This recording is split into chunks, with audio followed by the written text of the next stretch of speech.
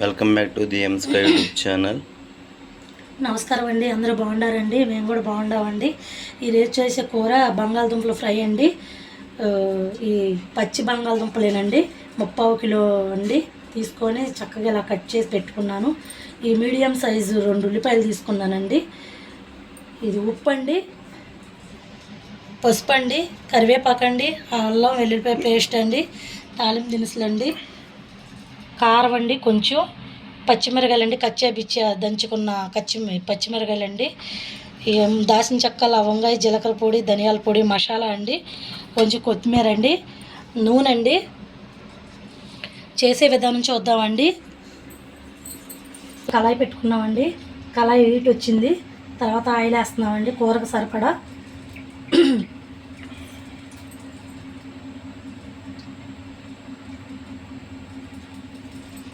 ఇదిగండి బంగాళదుంప ముక్కలండి.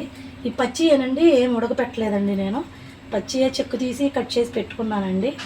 ఇగో ఆయిల్ బాగా వీట్ వచ్చిందండి. ఇప్పుడు ఈ ముక్కలు ఇట్లా వేసేస్తున్నానండి నేను, బంగాళదుంప ముక్కలు.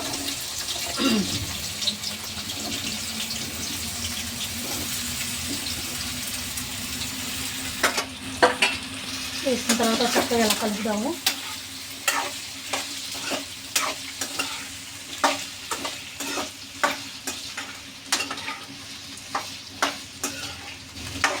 ఆగాలి.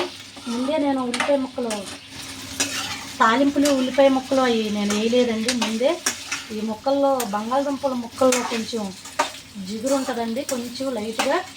ఆ ఉల్లిపాయ ముక్కలు వేసాను అనుకోండి, తాలింపులు వేసానంటే ముందు ఇవేమో ఉల్లిపాయ ముక్కలు మెత్తగా వేగుతాయి కదా, ఆ చెమ్మ ఈ ముక్కలకు పట్టి ఇవి కూడా మెత్తగా ఉడికి దీనికి కళాయికి అంటుకుపోతాయండి.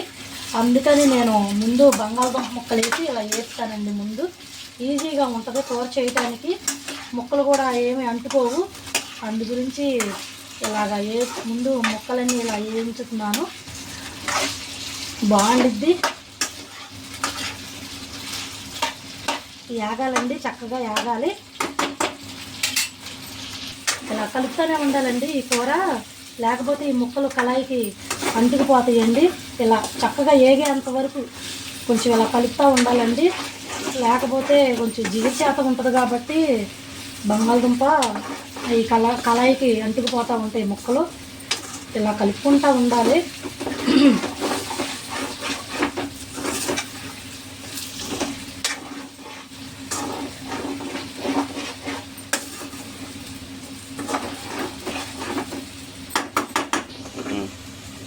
చక్కగా ఇలా కలుపుతున్నాం కదండి.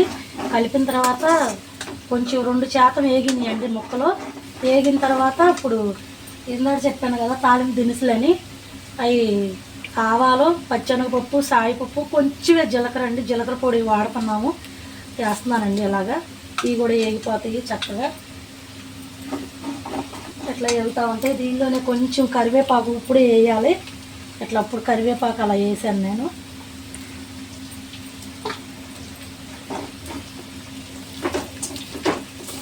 ఊరిని ఇలా అతుక్కుంటూ ఉంటాయండి బంగాళదుంపలు. చక్కగా కలుపుతూ ఉండాలి, కలుపుతూ ఉండకపోతే అంటుకుంటాయి. ఇప్పుడు ఉల్లిపాయలు వేస్తున్నానండి. ఉల్లిపాయలు.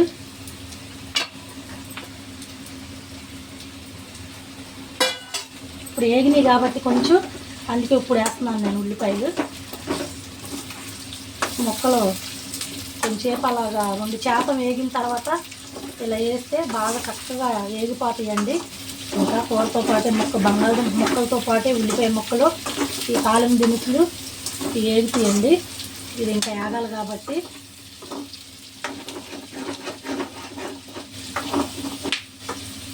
ఇలా వేగుతాయండి. దీనిలోనే కొంచెం పసుపు కూడా వేద్దామండి, ఒక చెంచా వేద్దామండి. వేసానండి ఒక చెంచా. ఇప్పుడు పసుపు వేసామంటే తొందరగా గోల్డ్ కలర్గా వస్తాయండి ఈ ముక్కలన్నీ. చక్కగా బాగుంటుంది. తొందరగా మళ్ళీ కళాయికి ముక్కలే అంటవు, ముందాడే అంటుతాయి. కాసేపు ముందు ముక్కలు వేసినప్పుడే అంటుతాయి, ఇప్పుడు ఏం అంటవు. ఇలా చక్కగా కలిపేసాము. పసుపు కూడా వేసి ఏగుతూ ఉంటాయండి, ఆగాలి. చక్కగా ఇలా ఏగుతుంది కదండి. ఏగిన తర్వాత ముందే వేయకూడదు, అల్లం వెల్లుల్లిపై పేస్ట్ అయ్యి వేస్తే ఇంకా అడుగంటిద్ది. బంగాళదుంపలు కదా, ఇప్పుడు వేయాలండి. కొంచెం అల్లం వెల్లుల్లిపై పేస్ట్ అండి ఇది. ఇప్పుడు వేసాను నేను, ఎంతో కాదండి, ఒక చెంచాను, హాఫ్ చెంచాను వేసాను. వేసిన తర్వాత పచ్చిమిరకాయల పేస్ట్ అండి, కచ్చేపిచ్చే చేత దంచుకున్నది. ఇదేమో ఒక 3 స్పూన్లు ఉంటుంది, వేస్తున్నానండి. వేసాం కదా, వేసిన తర్వాత చక్కగా ఇవన్నీ ముక్కలు పట్టేలాగా ఇప్పుడు కలుపుకోవాలి. ముక్కలు బాగా మగ్గిపోయినాయి, చక్కగా ఇప్పుడు ఇవి కూడా కలిసి వేగుతాయి.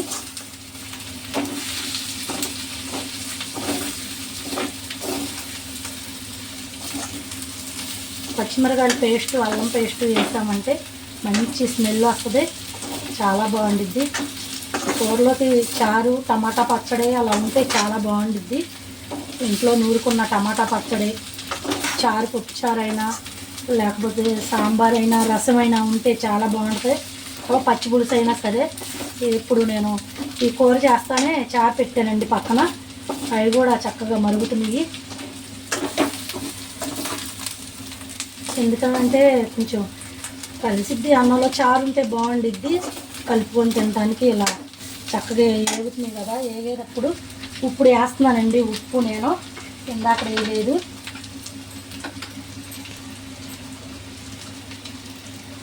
ఇది పెద్ద చెంచా అండి, దీంతో ఇలా ఒకటి వేసాను. కొంచెం హాఫ్ చెంచా వేసానండి. 3/4 కిలో దుంపలండి మొత్తం.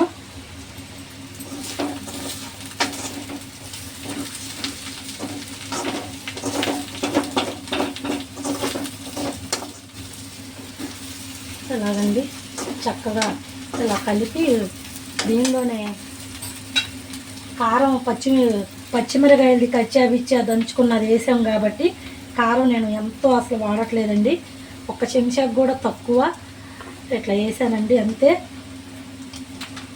దీనిలోనే చక్కగా ఇట్లా కొత్తిమీర వేస్తున్నానండి.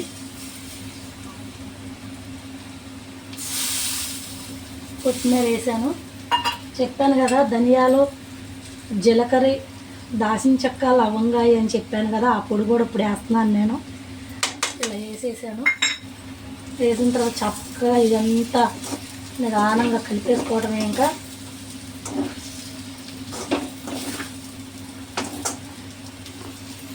ఇంట్లో చిన్నగా ఫంక్షన్లు పెట్టుకున్నప్పుడు బంగాళదుంపల ఫ్రై ఇలా చేసుకోవచ్చండి.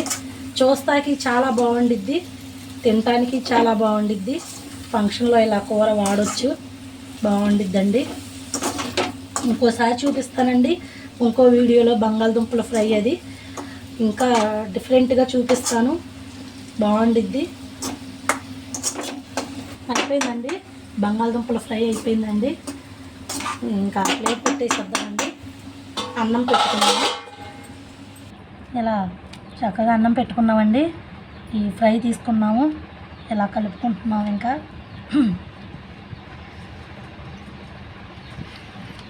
చాలా బాగుందండి. ఫంక్షన్లప్పుడు, భోజనాలప్పుడు కూడా ఇలా చేసుకుంటే ఈ కూర చాలా బాగుండిద్ది. దీనిలో ఇంకా మేము రసం కూడా పెట్టుకున్నాము. రసం కూడా కొంచెం పెట్టుకున్నామండి. ఈ రసం కూడా వేసుకొని చక్కగా బంగాళదుంపల కూర ఉన్నప్పుడు రసం ఉంటే చాలా బాగుండిద్ది. ఒకటి ఏంటంటే పెరుగులో కూడా, పెరుగన్నంలో కూడా బంగాళదుంపల కూర సూపర్ ఉంటుంది. అలాగే మీకు నచ్చినట్టుగా తినండి, కానీ ఇలాగే ఈ కూర మాత్రం చేయండి తప్పనిసరిగా. చేస్తేనే కదా మీకు కూడా బాగుందని తెలిసిద్ది. నేను చేసినలాగే మీరు కూడా చెయ్యండి. బంగాళదుంపలు ఫ్రై లాగా. పచ్చిమిరకాయలు చక్కగా పేస్ట్ ఎక్కువ వేసాను కదా, కారం తక్కువ వేసాను, ఘాటు అయితే చక్కగా సరిపోయింది. మీరైతే పచ్చిమిరకాయలు వేసుకున్నప్పుడు ఎక్కువగా కారం వేయవసరం లేదు. మేమంటే కొంచెం ఘాటుగా తింటాం కాబట్టి కొంచెం కారం వేసుకున్నాం మేము. కూరలో వేసాను, చాలా బాగుందండి. మీరు లైక్ చేయండి, నన్ను షేర్ చేయండి, సబ్స్క్రైబ్ కూడా చేయండి ప్లీజ్ అండి. లైక్ చేయండి, షేర్ చేయండి, డిఎమ్స్కా ఛానల్ని సపోర్ట్ చేయండి.